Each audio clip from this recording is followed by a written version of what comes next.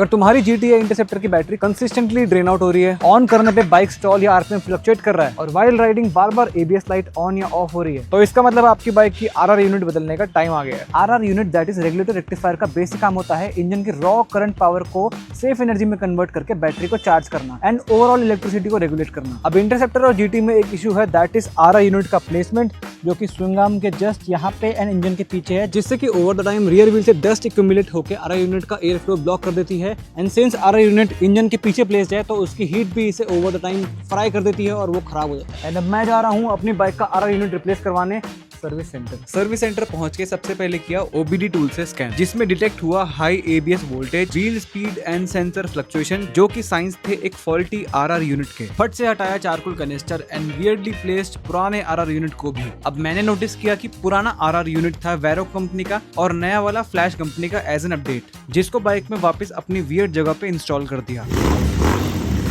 फिर चेक करी running voltage and clear किए सारे OBD फॉल्ट्स। तो मेरी बाइक सर्विस सेंटर से घर आ चुकी है और अंडर वारंटी मुझे कुछ पे करने की जरूरत नहीं पड़ी। RR यूनिट रिप्लेस हुआ फ्री में। बाकी अगर तुम्हारी बाइक इन केस वारंटी में नहीं है तो you have to pay 2500 rupees approx plus I think labour for the part and the replacement. Main thing to remember is check engine light, ABS light, और अगर बाइक ऑन होने में दिक्कत कर रही है या फिर सेल्फ देने पे बार बार ऑन नहीं हो रही है, ऑल्सो ड्यूरिंग OBD अगर ओवर चार्जिंग दिखाए that is also a big sign to change the RR unit.